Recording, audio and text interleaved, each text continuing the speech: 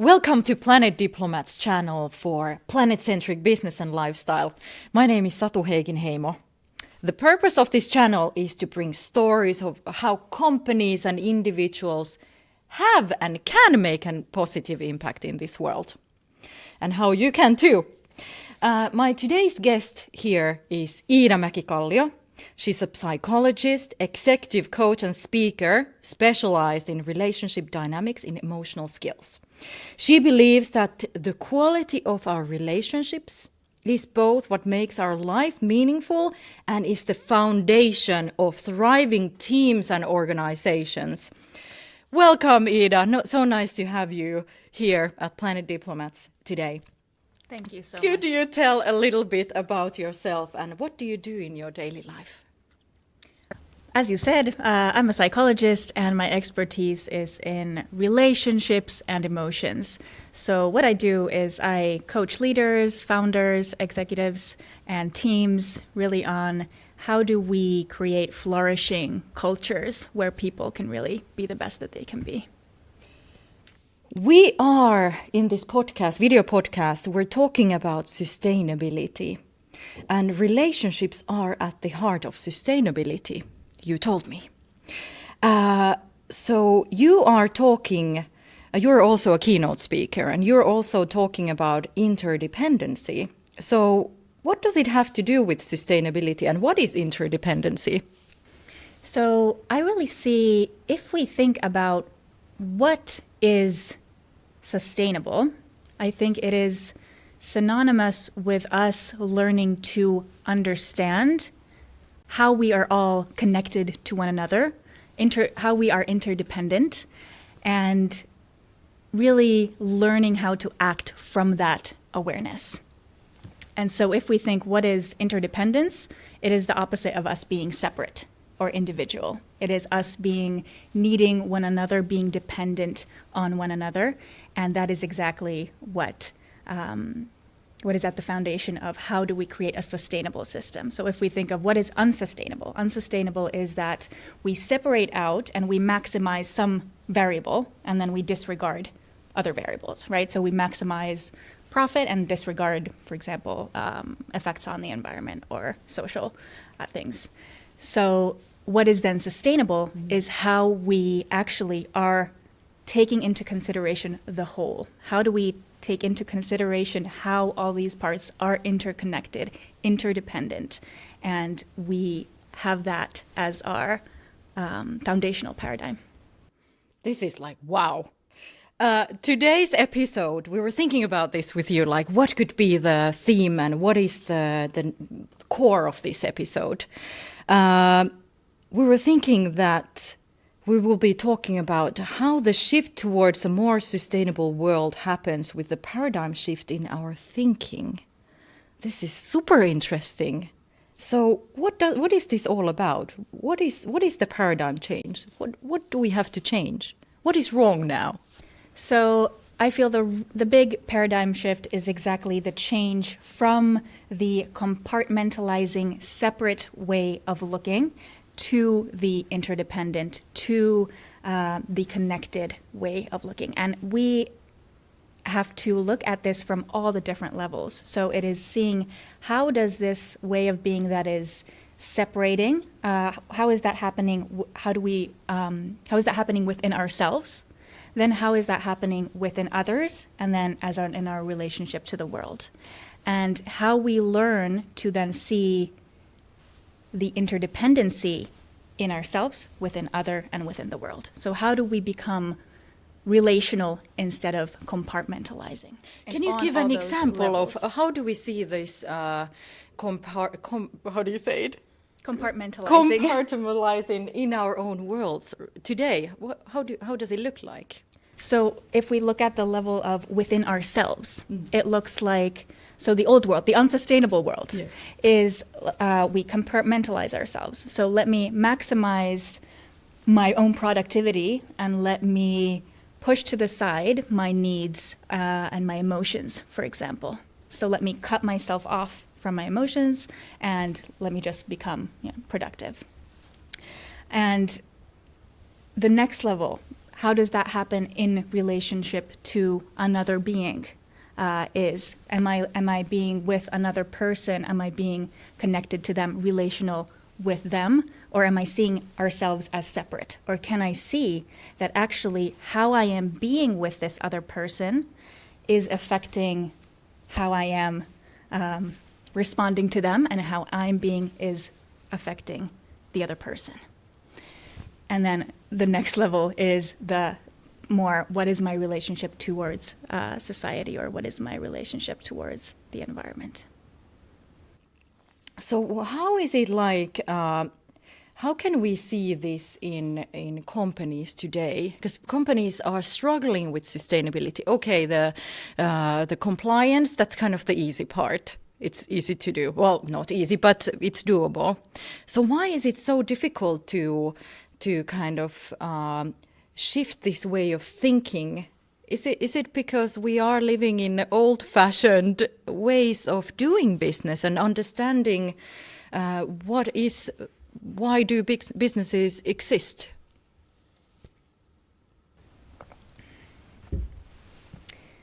Yeah, I think we have learned to think in a compartmentalizing way at our foundation. We have learned to be that within ourselves, so we are that towards the world.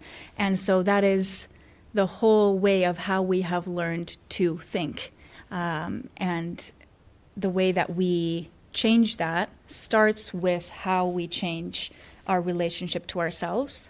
And then we go to how are we able to create those kind of cultures where we can birth new ways of thinking, new ways of operating, new kind of business models, new kinds of ways to be connected to the world. But it starts with, how am I first in relationship to parts of myself inside me? Exactly. So we had a talk like previously about this compartment. I don't know how to say this word, like cutting parts of ourselves out. Yeah. So basically, in organizations today, we have people who are not in touch with themselves. This is what you're saying, right? So we have people working who are putting themselves in a certain box and optimizing how they're working. And then we have burnouts, and we have climate quitters. We have people quitting their jobs because it's just too much. Instead of having the full emotions, understanding, I have like this, I'm not comfortable, for example, doing this task at work. So what have you seen in with your customers, for example? What kind of challenges, and how is it possible to become more interdependent? For me, I think how I would explain it, it starts for reconnecting back. So it starts with noticing how we are cutting, how we are disconnecting ourselves. And how we do that, how do we notice how we disconnect ourselves, is when we notice that we are pushing down our emotions, pushing down our needs. We start to numb ourselves out, and that can look different to each person. Somebody goes into overeating, or somebody, finds themselves on the cookie cupboard and was like, how did I get here? Or somebody, goes into crazy workaholic mode, or somebody exercises like crazy. So we can use whatever to numb out. And that's one way to notice how you are creating the split, cutting yourself off, is by noticing those things where you see that you have something that you compulsively do. That's where you can notice, hey, what am I doing, and what's underneath here? And so when you notice yourself, scrolling social media like crazy, stopping for a moment and just seeing, hey, okay, if I put this away, if I put this down, what starts coming up? And usually what starts coming up is you start feeling uneasy. You're like, I need something. I need a little something. Yeah, it's this feeling of like, I don't know what it is, but I need to kind of do something now. Exactly. And it's like you're almost like this with yourself. Yeah. And then you're trying to, maybe I should go do this. Maybe I should go do that. Maybe I should blah, blah. And there's all these things in your mind that's trying to get you out. And so you're in this really uncomfortable state where your mind is just trying to get you out. But then if you have the patience to stay with that, just stay with the frustration, stay with the uncomfortable, uneasy feeling, and keep on asking, what am I feeling? What's underneath here? What's going on really? You can access the deeper emotion underneath that kind of buffer layer, which can be, wow, okay, I notice I'm so tired. I'm actually so tired. I'm so overwhelmed. And I was just going onto the phone to kind of get that dopamine hit. And you understand, wow, I was actually tired. That was my actual need. Or you can notice, oh, I'm feeling disconnected. I'm feeling like I need connection to another person or to myself. Or you can notice, oh, there's sadness here, or there's grief here that I haven't been with. I've just been running around and I haven't noticed. And so when we pause, we get back into contact with what we actually need. Yes, we're all like victims of attention economy, and that's kind of these are going hand in hand, right? Yeah. So we are living in this world where it's easy to distract ourselves from the true, like the real emotions. And basically what you are saying, right, is that if we are not in contact with ourselves and with our emotions, we cannot be creating sustainable businesses or creating creative concepts. Yeah. Is that what you're saying? Exactly. And there's many pathways to why that is. So one of the pathways is, well, what makes us act in unsustainable ways is just that example that I just opened is when I'm not in contact to what I actually need, we start needing a lot of external things. So we start, overeating, or we start over-consuming because we can never have enough of something that we don't actually truly need, because the base need is something different. It's actually my contact, being in connection with what you're feeling and feeling that and listening to what is the actual deeper need. And when we are trying to meet them with these surface needs or buffer down what we're actually experiencing, that leads us into overconsumption. That leads us to, just binge watching, TV or binge using our devices. So that's one way that, like a direct pathway. And then another one is when we are disconnected then with how we feel, we are also disconnected into what the impact of our actions actually is. So because we can't feel anymore. We can't feel, so we're numbed out, so I can't feel that how I make another person, for example, how I influence the situation, or what is the impact that I'm having on another person, because I've disconnected myself from that feeling place. So I can just, power through somebody. And that creates an environment where where people around me will not be able to speak. And if we think of creating new solutions, actual radical creativity, which is what we need to be doing, it's not going to be possible in those kind of environments where people need to quiet down their voice. And that automatically starts happening when people are disconnected from themselves. Then you are disconnected from other people at the same time, automatically. Whoa. That's amazing. And this is already this, like, if we take this away from sustainability context, it's what you are doing in your daily life at work as well. So you're helping teams to reconnect with themselves so they can connect with each other, right? Yeah. Yeah, exactly. And now that we are in this era where, there might be inflation, companies might be struggling, and people are tired. There's a lot of negativity right now. So in fact, it would be the most important thing you can do as an individual is to stop, right? Yeah. Can we see this happening? Like, what is the positive scenario? Like, how would you like to see people flourishing? Let's say in 10 years, how would the world look like? How would you want, what kind of world are we creating? So to me, the shift towards a sustainable world is the shift towards deeper connection. Deeper connection with me within myself, deeper connection with me with another, and deeper connection with the world around us. So embedded systems awareness, understanding me and my different parts, not being at war with myself, not trying to push down parts of myself, being with myself in a loving, compassionate way, being in that way with others, being relational with others, and being relational in the world. And to me, that is what, it's the opposite of kind of diminishing and control. It is generative, that which we can, environments in which we can really flourish and become who we are meant to be. So to me, sustainability is really at its core. It's going towards love. It's going towards contact and connection. Oh, I love this. I absolutely agree with the fact and that when we're talking about product, service development, business development, the trend or the way to develop has been to be more user-centered, customer-centered.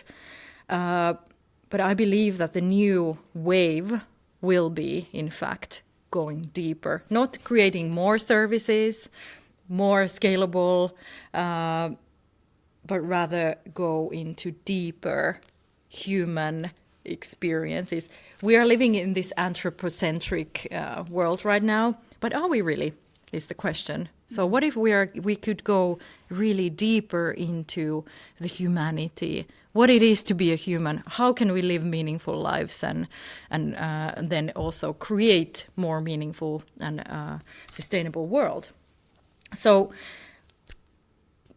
how can companies, let's say we have a business leader listening to this, how can a business leader do this? How can he or she help create a more loving organization? So first of all, it starts with yourself, because before that, there's no way to influence others. But then from that, it's how do I create safety and safe spaces? Because we are only able to think in new ways, be creative, be actually inclusive, be able to take in many perspectives only when the environment is safe. And that's the only place where we're going to be able to generate new types of ideas that are different from the system that is now.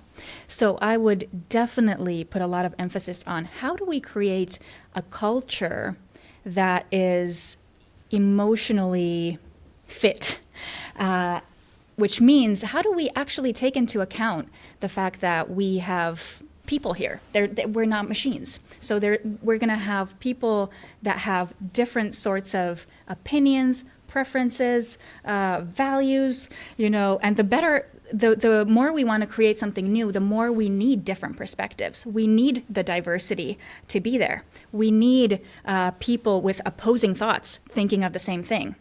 But that creates tension, right? Automatically, just by virtue of being, there's this person who's on the completely other side, and then there's this person. It creates a tension.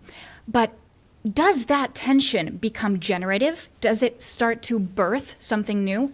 Birth requires that there's tension. There is polarity, and that is what creates new. But does it happen?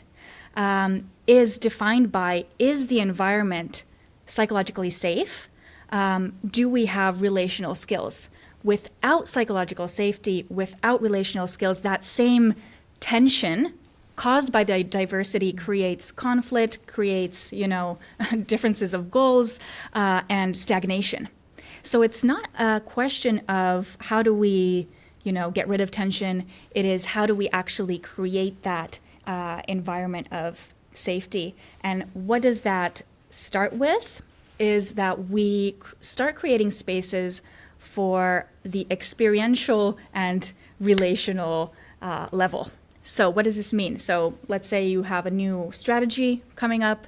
You take the time to, hey, here's this new strategy that we're going on. What kind of thoughts, what worries, what feelings do you all have, at this point?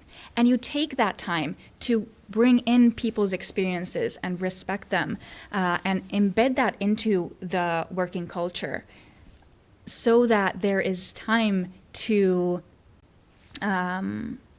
be with what does this experience bring up in people. Because when we don't do that, what happens is all the emotional things, we just want to compartmentalize and put those emotions away. What happens is people have all sorts of different emotions going on, especially in changing situations. So we have this diversity that we need that creates the tension, but then we are constantly in massive change that also brings up a lot of emotions. So there's let's say you have a new strategy, or you're bringing together, two organizations, or you're revamping how you want to do things because you want to make them, make it in a more systems-aware, sustainable way, for example. Then we start making the changes. We start, saying, okay, let's put this, these people here, this team here, let's restructure it in this way. There's going to be underneath the surface so many experiences of, hey, what does this mean for my role? What does this mean for my team? Worries about, uncertainty on where we're going to go, different opinions on where we even should go if we're merging to different organizations, for example. There's disappointment when something didn't go your way. There's just when there's change, things don't go as planned. So there's just a lot of also maybe feelings of unfairness that go into the mix. And so when we are like, oh, let's compartmentalize these. Let's just put these, let's just put these to the side. Let's not include them in here. What we end up doing is we end up doing that, severing that connection within the person. So what we get is people that are like this. We're not engaged anymore. We don't get people's creative capacities online because people are like, this thing was unfair. I'm actually a little pissed off about this, yada, yada, yada. We don't address it, and we get people they back off, and it's like, I'm not part of this anymore. I'm not part of this anymore. And so either we take the time to actually go into the difficult, go into, let's take this time. What's going on? How are you guys feeling? And we have the social courage to be with difficult subjects, be with uncomfortable emotions, so that we can be together with them and we can get people back into contact and we can go somewhere together. Because emotions move when they are attended to. When emotions are disregarded, they will stay there. They will not just disappear, and they create disengagement. Wow, that's very powerful. Like, considering how the world works today, is that we want fast strategies and then we implement it. Yeah, exactly. So it's like, why is it not happening already? Is it like, does it take more time, and is it like? Yeah, and that's the, like, what's the I feel that's the illusion, is we think that it's faster to, okay, let's just, get this new strategy on board. Yes, everybody's on there. We have, these people, and we think they're just going to come together and, forget about they were just doing something else in another, for example, in a fusion of two organizations. They were just, they had their own strategy. They were going somewhere that I'm trying to build this here for 5 years and whatever. And then we think that they're just going to magically be like, okay, this is the new vision. Let's go. Yeah. Without us actually going in and seeing what are people actually experiencing. It's quite funny that we even think that that is how it functions. So it's either we take it into account now, take the time now, have an adequate time now to be with the experiences and emotions, or then a very disproportionate amount of time dealing with the disengagement at point B. So yeah, exactly. So it's about understanding how high of a priority it is. Because people always say that there's no time, but it's like with people, what seems slow, which is like, let's sit down, let's talk about it. How are you experiencing this? Is what ends up being faster in the long run. And that which seems fast, which is like, yep, yam bam, let's go, is what ends up being slow, exactly because of the disconnection and disengagement. When did we get into this kind of way of doing? Is it power? Is it using your power in a wrong way, or why are companies doing that? What do you think? Well, I think one of the things is that when we were still in the industrial model, where people we needed people, or people could work like machines, and that was, what was needed. So you didn't necessarily need to have people's creativity online, people's learning capacities online. You didn't necessarily need maximum engagement because you had people working in factories, and you just had a specific task that you had to do. So they didn't even necessarily need to be motivated by in that frame. But now the jobs that we're having, we can automate almost, all jobs that can be automated are being automated. And so what is left for people is exactly those jobs that require our humanness in there. And so I think we're kind of lagging behind of how to lead humans, actually, instead of machines. Exactly. So you have been giving some like tips on how to do this already, because this is all leading to the interdependency and to the part optimizing, right? Yeah. Do you have any other tips, like how can organizations integrate a more systemic way of thinking? That because now for example, companies are very much in their own kind of world, and they don't understand that if we do something wrong, let's say if we waste resources, it has an impact in the system.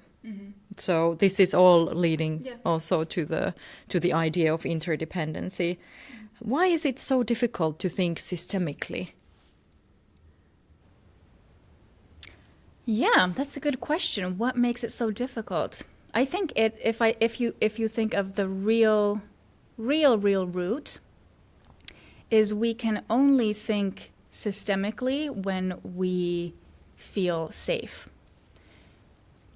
When we are in survival mode, we think individual, separate, I need to survive, right? So you only think of your own best interest. You can see this in a small system, let's say with your friend or with your spouse. When you feel safe in that connection, you can think of us. What is the benefit for us? How do we, as a team, what is actually in the interest of the whole. Yeah. But then when somebody pokes at your trigger on your, emotional wound, and you get flustered, or you retreat, or you're like, you become defensive, what you are now coming out of the relational way of being, into the survival, and thinking of, how do I win? How do I survive? And now you're in the survival kind of consciousness in that state. So I think that is at the root of it. Where does it start from? Where does it originate? Is in our ability to feel safe when we are safe, we can think in a relational way, but when we are not, we go into survival. And we are in survival mode a lot of the time. And that is, well, as a psychologist, I was like, it has roots in our childhoods, of course, of how we learn to survive, how we learn to actually how do we not feel safe within ourselves and then with others.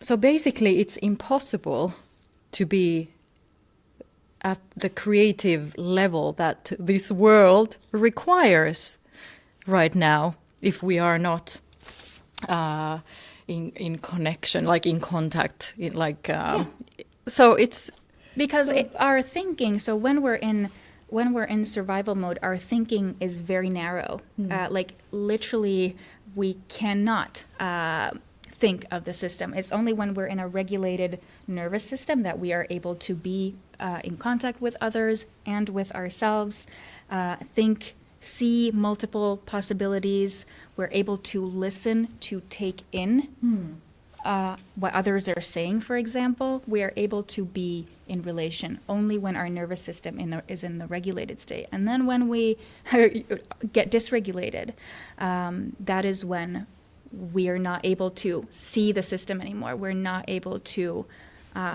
think with wisdom. We're just trying to survive in that situation. And when we're in that almost all the time, how do we survive? That is what is constantly how our thinking is working.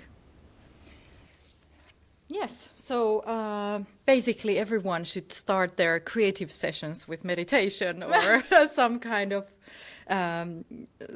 exercise to calm down the nervous system, or if that's what could be the minimum. Yeah, for example, for sure. And how does everybody feel welcome? How do you create that safety in that kind of situation where everyone is seen and everyone's voice? How do you amplify other people's voices, for example, when you're brainstorming something? That is what creates the safety if people can speak. So somebody says something that you remember to underline it. You're like, hey, linking on what Mary says, which was really good, this and this, and you're taking people into the conversation. Or if you see somebody more withdrawn, you can help others join in the conversation. Hey, I know Mary had some really good thoughts on this. What do you think about this? And bring people in. And you're not going to be able to bring that safety to others unless you have that safety within. So first, even before you go into that meeting room, is to scan. What state am I actually in? Am I in the survival state? Am I in, which most of us are most of the time, because our work life at the moment is absolutely crazy. So we're going from meeting to meeting, and we're in this frenzy. And so we're definitely not in systems aware relational thinking. But the least you can do is just to do a scan and see what state am I now in? Where is my nervous system? Am I in overdrive, or am I kind of more under regulated, more kind of not even low energy? Yeah, exactly. And how do I bring myself back to the center, so that I can find that centeredness in myself, and through that I can create that safety around me. Yes. Yeah. So, for example, if we talk about co-creative sessions, workshops, most of if you're not in a meeting, then you're probably in a workshop nowadays. If you're working in let's say, business or service development. So it is super important that the facilitator is in this calm state, creating the environment so that people can flourish. And it's really not rocket science, is it? Yeah. It's quite simple. But one caveat is that when we are overtaxed and super tired, we go into that overdrive state, and we don't even notice it in in ourselves, but our nervous system is already talking to everybody before we say a word. What is our primary way, if we are live in a situation of communicating, is through our bodies. So our bodies are constantly sensing, is it safe or is it not safe? And now, if you are in super in that overdrive state, it is already communicating to others that there's something here that I should be aware of. Maybe not, even though we're not even aware of it yet. Our bodies already sense it. Very interesting. Yeah, and so that's why actually I think one of the absolute keys is, how do we learn to prioritize rest, like very, very, and take it very, very seriously. Because without that, we lose contact to our emotions. We can only feel when we feel safe, because when we're in survival, it's adaptive that we don't feel in that moment, right? So when the house is burning, we're not like, oh, how do I actually feel about this house burning? No, like that's when you act. Yes. And when you are safe, you can feel again. So rest, being in rest, is the number one thing that we can even start to access how we are feeling, what is actually even going on here. And through that, we can create the connection with others and bring that safety to others as well. I love that you're bringing up the embodiment and that our bodies are our vessels, and the emotions live in our bodies, and that resting, like giving your body, by giving your body a rest, you're also giving your whole system a rest. Yeah. So it's like a systems reset. Yeah. And this is, I think, one of the biggest or most difficult challenges, because that we would have to shift. Like, what is a sustainable working pace actually look like? And we are somewhere very far at the moment. And so we are constantly in survival, constantly depleted, and constantly thinking in a narrow way. We cannot access systems aware relational thinking at all, because we're there. And so it's a huge shift that needs to happen in how do we even structure our daily life, and what do we even think, that how much can we work? It's like, actually, we cannot concentrate 8 hours in a row. That has been designed for factory work way back when. It is not designed. Our brain is not. That is not what we're dealing with here. So it's really, we need to rethink our ways of working, so that we are even able to think of the new creative ways. So basically, we're losing lots of fantastic ideas by overworking. Yeah. Or like, it's not even overworking, it's like going beyond your limits. Yeah. There are quite a few entrepreneurs that I've spoken with, and many of them who are working in sustainability with emotions, and more like, let's say, new age entrepreneurs who understand the paradigm shift that we need to do things differently. Mm-hmm. Everybody is saying that we need to change what success means to us. Mm-hmm. And many have said that success is the quality of sleep, the quality and the amount of sleep they get. Yeah. And the level of energy, and that you can stay in your alignment. Yeah. And true, Yeah. Yeah. Exactly. And it's it requires a very deep change also in your identity, or in your where you attach your self-esteem to. So let's say most let's say our society at large, the Western society, we are very performance-based. The more you produce, the more you perform, the better you are. So we learn to connect our self-esteem, our worthiness. The more I do, the more I, hustle, the more I achieve, the more I perform, the better I am. And so we disconnect from our actual needs because they don't matter. I matter when I produce. I matter when I perform. So how I feel is not relevant. We place our value outside ourselves. So it's not, I am not valuable as I am. I'm valuable through this other thing. So we almost use ourselves as a tool to something else instead of value in ourself. And so if we want to learn how to rest better, this is the kind of question that we're talking about. If you have your identity tied into I'm better the more that I perform, it requires a whole shift into understanding your worthiness, like completely disconnected from how you perform. Like, I am worthy, full stop. That's As it. you are. That's it. Exactly. And then you can listen to what am I actually needing? Because I have value in myself, not only through my performance, not through my accomplishments, not through how much I'm doing.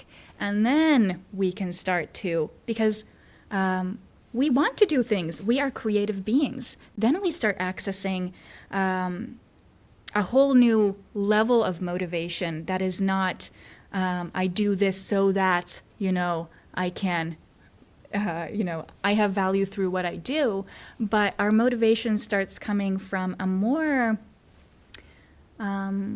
integrated place of just, by nature, humans are creative beings. So if you think of a child, they're not just like sitting around doing nothing. They're like, hey, what's this? What's this? They're curious towards the world. And so that type of motivation starts coming online when we really get centered in our worthiness as beings. It's like, I don't need to do in order to be valuable. I don't need to, gain my value from outside myself. My value is I can respect my emotions. I can respect what I actually need. They are important.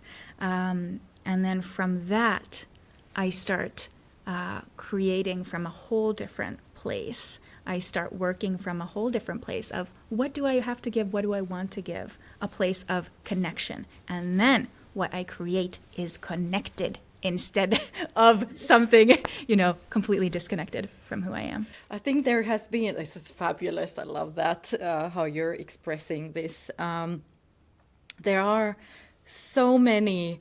It's almost a trend now that people have been doing that. It's like, no, not that. I mean, where is the other part? So basically, people have been grinding, working like endless hours, but there was no reward there after all. Yeah. What happens is that you are grinding, you're working like so hard, and then suddenly, pew, your body shuts down, and then it's burnout, and then you're out. Exactly. So. How can we cut the cord to the wrong? It's almost like a wrong self, isn't it? Yeah, exactly. That is what I think that is what we practice throughout our whole lives. So how do we learn to center into our worthiness? How do we notice where we attached our worth outside ourselves? So for some it's the performance, for some it's your appearance, for some it's what you own. I need to get this type of, car, house, whatever. And every time noticing where we have attributed our worth outside ourselves and then learning, oh yeah, my worth is not tied to any of those things. Learning to come back to the center. Yeah. What would be your number one tip? How can people access their own true self? Is it through meditation or going to the nature? What would be your tip to? How do you access, if your identity is only the the identity, performance-based. the performance-based, what the societies, because in each era we have a certain image of what is a good citizen, right? Yeah. So if we're now talking about like how do we need to change this, so how can we start changing this like bit by bit? What can an individual do? And is there a way that companies could also support in Yeah. I think I think this is bringing together everything that we talked about today.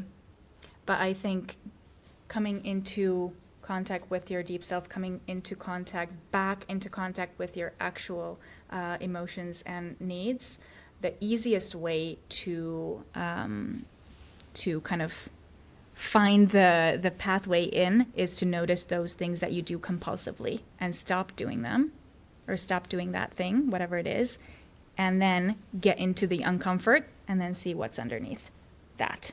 So you need to notice the ways in which currently we are going away, bottling emotion. So what are you currently doing to kind of go away, and learn to have awareness of that first. So learning what is your strategy in bottling emotions. So for some people it's the numbing that I was saying. You can numb in whatever, different ways. Or then for other people it's avoiding anything that can bring up emotion. Or then it's only accepting the happy, I need to be the motivated, that part of myself, and pushing to the side all the other needs and emotions. So noticing your current ways, how at the moment am I pushing the more uncomfortable emotions away? What am I currently doing? Then noticing that, pinpointing that. Okay, I go into social media and I go around and round, and then noticing, okay, if I put this away, what starts coming up? And often there's so much shame in even we're taught that we're supposed to be always happy, energetic, everything. And so there's this layer of shame that stops us from actually even going to feel what actually there is at the bottom. So we need to first kind of deal with that layer of welcoming whatever is here. I practice welcoming it, not getting rid of it. I'm not trying to get rid of the uncomfortable emotion, but I'm practicing, how can I welcome it? How can I actually, this can also fit in here. So connecting to the interconnectedness and relationality, learning to be in relationship to those parts of myself, in relationship to those emotions in a more loving way, instead of disregarding, instead of controlling myself, or instead of cutting off or pushing away. So let's take an example of how this could be. Let's say you come home. Let's just say tiredness is the thing that actually would be your feeling, and how you relate to that tiredness. So first you come home and you're like, can't believe I'm tired. How am I even tired? I'm not even in that many projects. I'm not even doing that much. Those people are doing way more.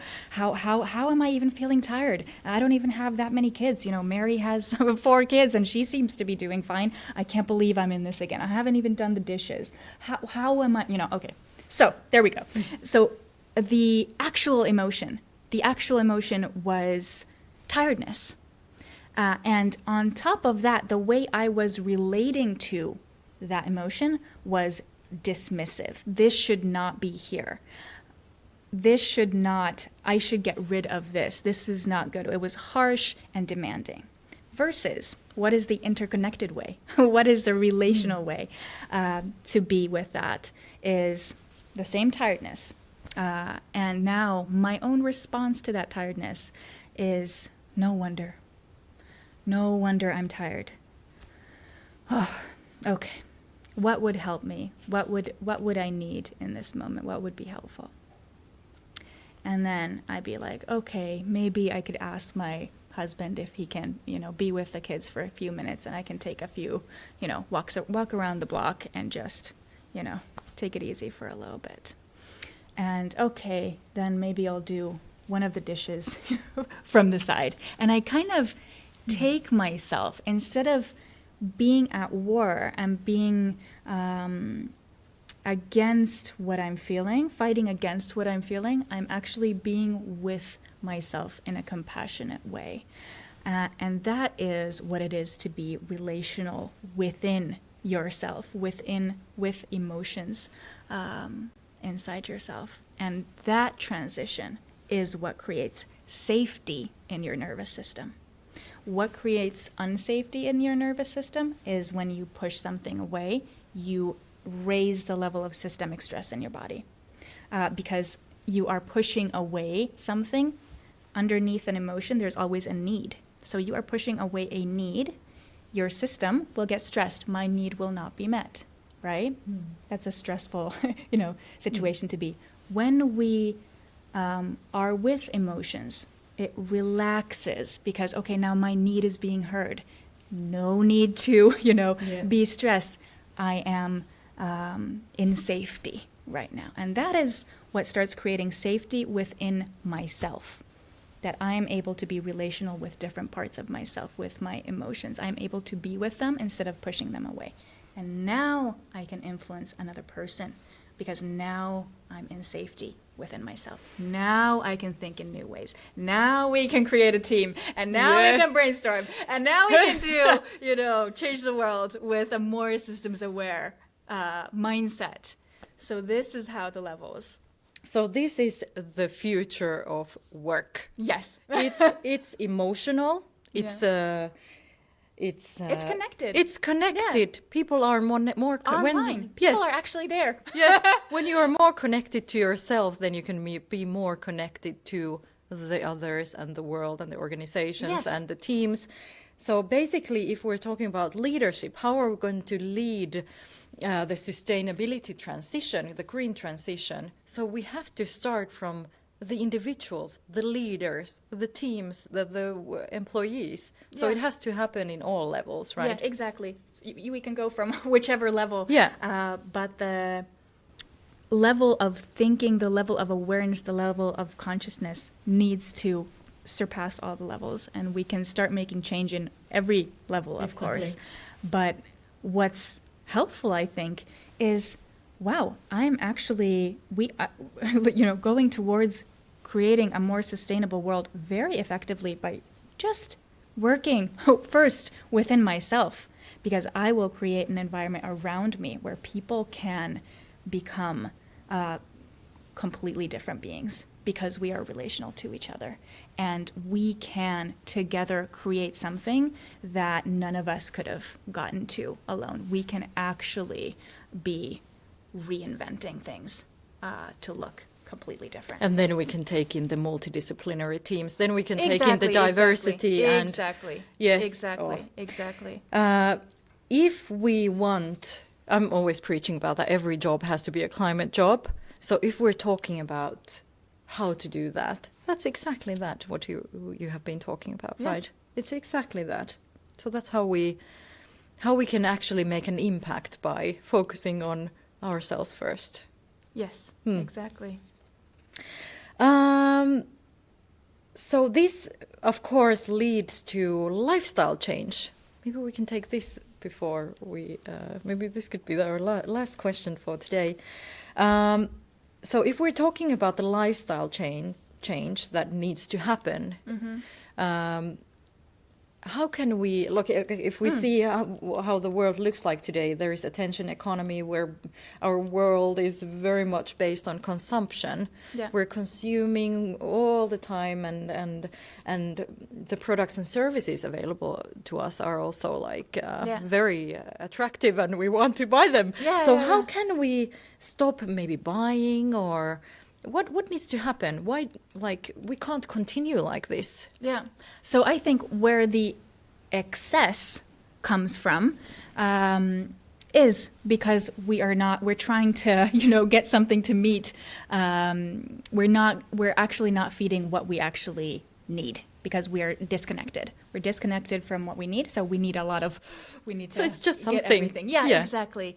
And so, but it's not about like, we don't need things. It's going to be higher quality. And so more connected. What do I actually need? And instead of just something, it's the things that we start to value them. We start to value what is this, experience like. And I think that's the direction that you were saying about the, going deeper. I think this is exactly more what like it means. conscious choices that add to our feeling of our connection with ourselves or with our friends, family. Exactly. And because when you are connected, you actually you start to value the things that you have, and you start to see what is actually, of high quality, what is beauty. You start to see that. And so you don't need a lot of things, but you need things that are done well. You need excellence. And that is actually the direction, I think. Yeah, and now I can't help but to raise two words, rituals and the aesthetics. Yes. And I think you have something to say about this. How are they linked with this new lifestyle, more sustainable lifestyles? Yeah. So I think when we come into actually deeper connection of what we need, we are coming into what things actually makes the quality of our lives better, what helps us become present. And there, I think rituals are a way that make us stop in the present moment. And I think those kind of services, experiences that bring us to that is what we want to be going towards the deep, kind of authentic truth. And aesthetics that you mentioned, it's when we pause, when we're present, we can start to appreciate beauty. It's not just something, I just need something because I'm feeling that uncomfortable. I need whatever. No, I don't need whatever.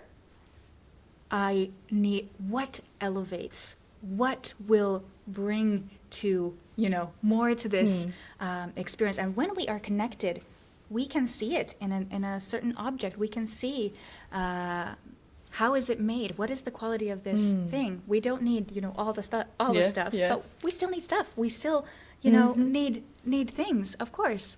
But it's a shift in perspective and coming into, and that's what I think shifts the way that we think about sustainability. So when you think of sustainability, many people are like, it's about restricting, and now we have to control, and we have to, you have to.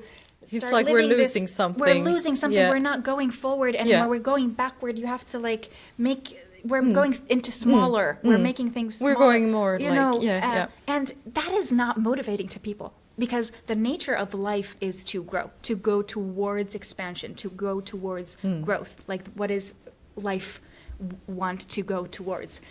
And so I think the shift is in understanding, actually, sustainability is going towards life. It is going towards a more juicy life, more in contact life, where you are enlivened, you are emboldened, so you can actually appreciate the beauty of this vase, for example, instead of needing, I need all the vases, all the things, because I'm trying to fill my feeling of loneliness in here. No, I'm actually here. I'm safe within myself, and I get to be present in this moment and look at this. So sustainability at its deep core, I think, is not about let's do less and try to, it's not that is not the quality of what is sustainable. Sustainability is regenerative, life-giving, in connection, and in that it is vitalizing. It is alive. And that is what we all want to be going towards. Don't want to be going towards, stagnation. No. But that is what many people think is like sustainability is now we're stagnating. Yeah. We can't do all these things. No. We need to see that this is the way in which we come into contact with self, other, planet, life. And that is vitality. Oh, fantastic. Oh, so great. This is a fantastic point to end our conversation. Thank you so much, Iida Mäkikallio, for being here at Planet Diplomats video podcast. I have been asking this question. Last question is a surprise question for you. And before I let you go, what is your favorite song? My favorite song is Higher Love by Whitney Houston. Oh my, this is fantastic. Bring the higher love. Bring me the higher love. Things look gloomy. Go listen to the lyrics. Yes. So it's everything's looking gloomy, everything's looking sad, but it's saying, bring me the higher love. Oh, yes. We will add the song in the show notes. Yes. Thank you so much, Iida. Thank you. Yes. And thank you for listening and watching Planet Diplomats today.